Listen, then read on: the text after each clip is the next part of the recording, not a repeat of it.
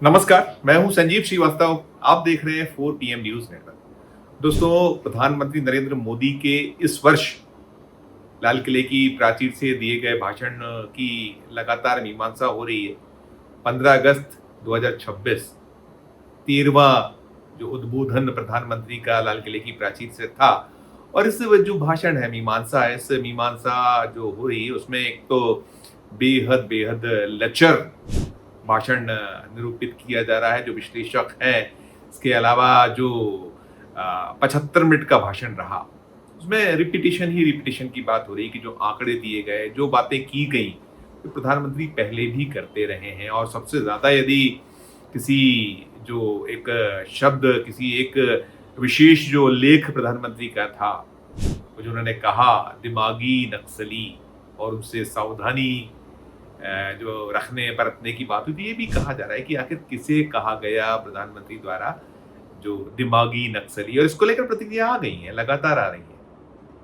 कांग्रेस की ओर से जो पूर्व वित्त मंत्री देश के रहे हैं पी चिदम्बरम, उन्होंने कहा कि हमें अपने आप पर फक्र है। यदि हम दिमागी नक्सल जैसी बात हो रही है तो अपने आप पर फक्र की बात की गई है तमाम है। और जैसा मैंने कहा कि नाना प्रकार से, अलग अलग कोणों से, एंगल से उस पूरा जो उद्बोधन रहा उसका विश्लेषण हो रहा है, उसको लेकर प्रतिक्रियाएं सामने आ रही हैं। और अभी जो मध्य प्रदेश में मैं हूँ, जो देश का दिल है, इसमें राजधानी भोपाल, यहाँ से एक विधायक है आरिफ मसूद, भोपाल मध्य क्षेत्र का प्रतिनिधित्व करते, उन्होंने 3 पेज का एक खत प्रधानमंत्री नरेंद्र मोदी को ज्ञापन के तौर पर भेजा और बहुत सारे प्रश्न उठाए। उनका जो पत्र है, सबसे जो उनकी प्रमुख आपत्ति है, जो प्रधानमंत्री ने वहाँ देश के लिए जो अपना प्राण न्यौछावर करने वालों का उल्लेख किया, तमाम बातें हुई, होती हैं, होना भी चाहिए। 15 अगस्त का दिन है, देश की जो आज़ादी की 80वीं वर्षगांठ, तमाम, लेकिन बहुत सारी चीजें छूटी थी जो नहीं थी। तो ऐसे ही जो उनका अपना भाषण रहा, उन्होंने जो वीर सावरकर का जिक्र किया और भी जिक्र हुए, लेकिन जो आरिफ मसूद की आपत्ति है, जो 3 प्रश्नों का उनका पत्र है, उसमें जो मुस्लिम है, देश में अनेक नाम है, एक लंबी फहरिस्त है, उसी को उन्होंने अपने जो पत्र है आरिफ मसूद का, उन्होंने उसमें उठाया है और तमाम बातें उन्होंने कही है। उन्होंने कहा है कि जो मुस्लिम फ्रीडम फाइटर्स हैं, उनका जिक्र तक नहीं किया प्रधानमंत्री। मैंने आज एक उनको पत्र भी लिखा और मैंने उस पत्र में उनसे जिक्र करा कई किताबों का, कि वो किताबें भी आप देख सकते हैं। आप इतिहास के तरफ जाना पड़ेगा। क्यों नरेंद्र मोदी जी और भारतीय जनता पार्टी इतिहास के उन अच्छे लोगों का, जिन्होंने देश के अंदर कुर्बानियां दी, उसको दफनाना चाहते हैं, समझ नहीं जाना चाहता। महात्मा गांधी का साथ देने वाला एक फिरोज था, पहली बार राजद्रोह में लखनऊ बंद किया तो फिरोज ने कहा इस अखबार को मैं संभालूंगा, आप मत परेशान होना।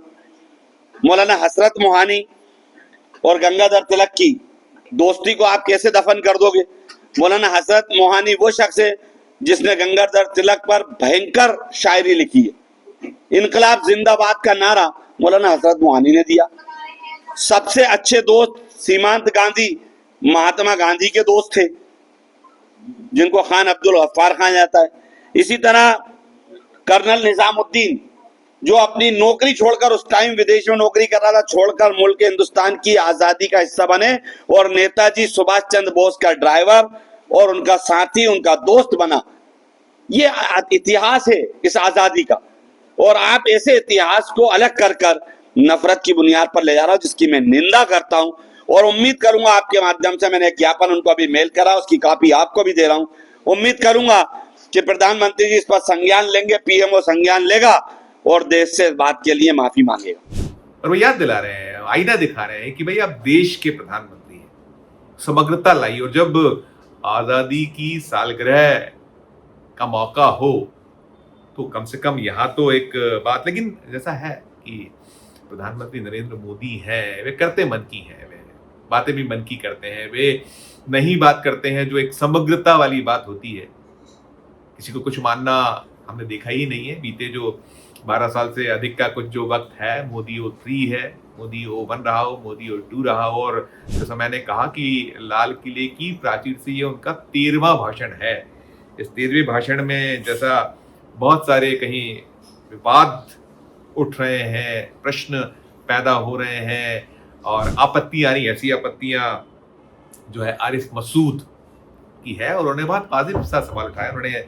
और वैसे तो देखिए लंबी फहरिस्त है देश के जो आज़ादी जो देश को मिली उसमें योगदान मौलाना अबुल कलाम आज़ाद हो, खान अब्दुल गफ्फार खान हो या बरकतुल्ला भोपाली हो, मौलाना हजरत मोहानी हो, ऐसा एक बहुत बहुत बहुत लंबी फहरिस्त है, कोई अंत ही नहीं है। तो वो सारी चीज़ें उठा रहे हैं और उन्होंने बहुत खूबसूरत सा एक पत्र लिखा है जिसमें उन्होंने तमाम, जैसा मैंने कहा, हर कोण है, हर एंगल है, उस एंगलों में कहीं जो अलग अलग पुस्तकों का उल्लेख है और हमारा जो देश है विविधताओं से भरा हुआ है और इस विविधता वाले देश में जो हमारा इतिहास है, चाहे वो आज़ादी का इतिहास हो या फिर आज़ादी के दौर में जो कहीं अपना जो प्राणों को निछावर करने की बात हो, उसमें जो मुस्लिम वर्ग है, कोई इसमें किसी भी सूरत में आप उस फहरिस्त को ना तो नजरअंदाज कर सकते हैं, ना उसके योगदान को आप कमतर करके आ सकते। लेकिन ये जो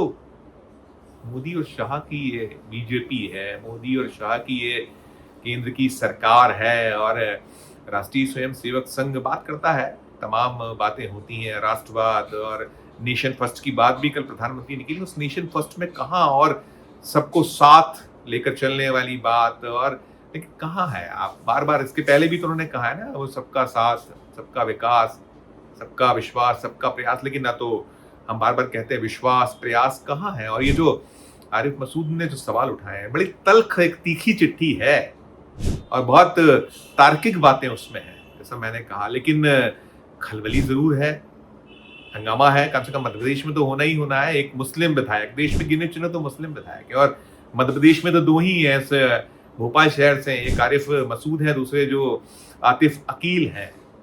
इसके अलावा मध्य प्रदेश में जो 230 सदस्यीय विधानसभाएं नहीं है मुस्लिम विधायक, और वो जो वक्त वक्त पर होता है, कोई हो, मैं उनका, चूंकि मसला मामला वो आज़ादी में योगदान देने वाले जो इस मुस्लिम वर्ग के जो हमारे योद्धा रहे, जो हमारे कहीं मिसाल पेश करने वाले रहे, जो जिन्हें हम बार बार स्मरण करते हैं, याद करते हैं, तो बात तो होती है, तो बात हो रही है और तमाम बातें हैं, इसी में ये उठाया गया। और जैसा मैं कह रहा था कि वीर सावरकर, इसे नहीं पता है उनका क्या किस तरह का एक पूरा उस दौर का इतिहास है, तो वो भी अब उठ रहा है, हो रही हैं बातें। और जो प्रियांक खड़गे हैं कर्नाटक राज्य में गृह मंत्री, और वो लगातार प्रहार करते हैं, तो उन्होंने भी प्रश्न किया है, पूछा उन्होंने भी, आवाज हर तरफ से उठ रही है। मैंने कहा हर प्रकार से मीमांसाएं हो रही, पूछे जा रहे हैं, सवाल हो रहे हैं,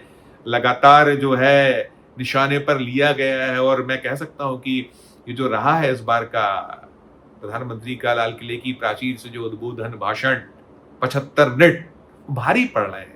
जो दौर रहा है गलती दर गलती, गलती दर गलती, जैन जी को याद किया गया, 2-3 दर्जन के लगभग बार उनका जिक्र हुआ, बात हुई, उनका युवा या अन्य तरीके से नाम आया, लेकिन वो जो कह गए, वो क्या कहा, दिमागी नक्सली, दिमाग जो बात हुई नक्सली वाली बात, तो अब उसकी मीमांसा उसको उठ रहा है। और पूछा है प्रियांक खड़गे ने कि राष्ट्रीय स्वयंसेवक संघ बताए 50 नाम दे दे जिन्होंने देश पर अपने प्राण निछावर किए हो इस आजादी की लड़ाई में। और वे लगातार कर रहे हैं, जैसे मैंने कहा, उन्होंने वो जो जब पिछला जो रहा था हमारा ये जो लाल किले की प्राचीर पर 15 अगस्त का 2025 का जो आयोजन था, उसमें प्रधानमंत्री ने कहा था कि जो सबसे बड़ा दुनिया का एनजीओ जो रजिस्टर्ड तक नहीं है, जिसके पैसे का हिसाब किताब तक नहीं, वो भी मसला भी लगातार उठ रहा है। क्यों उठ रहा है? वो भी ताज़ा जो कुछ उद्धरण हुए, उस पर सवाल उठाए गए, प्रश्न उठाए गए, लेकिन कहाँ जवाब आते हैं? ना तो राष्ट्रीय स्वयंसेवक संघ कुछ बोल सकता है, और देश को पता है, दुनिया को पता है कि ये जो इनका किस तरह का उस दौर में एक रूप था, स्वरूप था। और जरूर महात्मा गांधी जी की बात होती है, लेकिन महात्मा गांधी जी को लेकर विचार, नाथूराम गॉडसे, तो कितनी बातें हैं, क्या क्या नहीं है। मैंने कहा ना, इतिहास में सब कुछ दर्ज है, इतिहास को मिटाने की कोशिश करें, करते रहें, लेकिन वो इतिहास कैसे बदलेंगे, कहाँ से मिटेगा?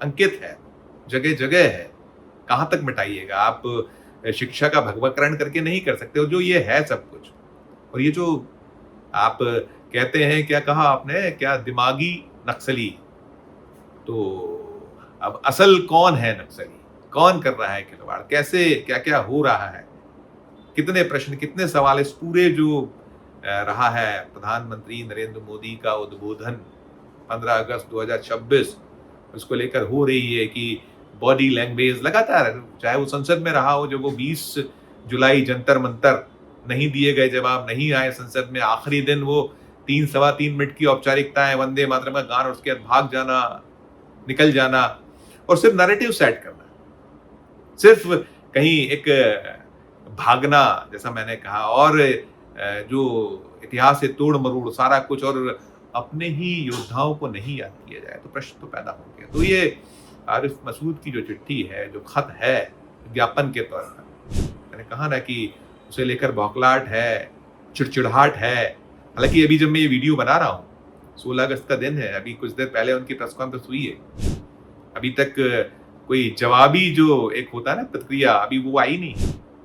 बौखलाई जरूर है बीजेपी, लेकिन प्रतिक्रिया नहीं आ पाई। सीन है, दृश्य है।